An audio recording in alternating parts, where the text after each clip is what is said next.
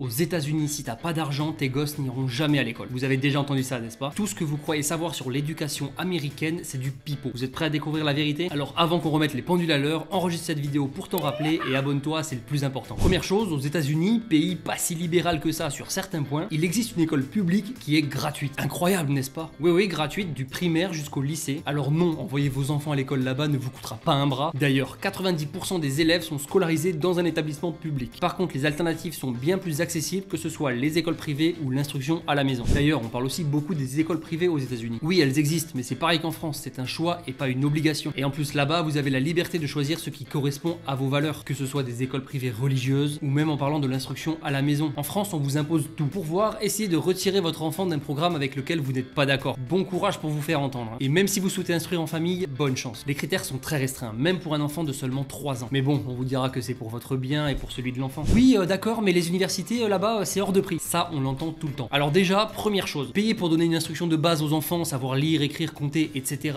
Pourquoi pas? Mais financer les études de genre de Chloé à la fac de Montesquieu, non merci. Il s'agirait de se prendre en main et d'assumer ses choix de carrière. Et soyons clairs, oui, les universités privées coûtent cher, mais personne n'est obligé d'y aller, tout comme en France d'ailleurs. Et si vous avez du mal à payer, eh bien il y aura quand même des solutions. Du travail à côté, des crédits que vous commencerez à rembourser après avoir commencé à travailler, et il y a tout le temps des bourses distribuées pour rendre accessibles les programmes d'études. En 2022, plus de 145 milliards de dollars ont été distribués en aide financière pour les étudiants. Ajoutez à ça les prêts étudiants avec des taux bas et vous comprendrez pourquoi 9 Américains sur 10 peuvent accéder à des études supérieures. Et puis il faut voir, une fois diplômé, qu'est-ce que vous gagnez? Le salaire moyen d'un diplômé américain est de 74 000 dollars par an. En France, avec un bac plus 5, vous sortez avec un SMIC amélioré, 2000, 2002, pas plus en début de carrière. Et puis aussi d'un point de vue qualité d'enseignement, demandez-vous pourquoi les meilleures têtes sortent toujours des universités américaines et pourquoi les meilleures universités du monde sont américaines. Mais concrètement, du coup, combien ça coûte? En moyenne, un Américain consacre 6% de son revenu annuel à l'éducation de ses enfants, tout compris. En France, entre les impôts qui financent un système public saturé et défaillant, en plus des frais annexes, ça grimpe vite. Mais on vous cache la facture et on vous dit que c'est gratuit, comme d'habitude. Alors non, aux États-Unis, les enfants des foyers les plus pauvres ne sont pas laissés à l'abandon. L'éducation jusqu'au lycée est financée pour tous. Et même les universités sont accessibles avec des aides massives et des perspectives de carrière incroyables. En France, on vous vend une égalité fictive alors que tout est nivelé par le bas. Alors n'hésite pas, viens cracher sur ma pensée libérale en commentaire, on t'attend de pied ferme. Mais avant toute chose, n'oublie pas de liker cette vidéo et de t'abonner, c'est super important. C'était la Reine Necri.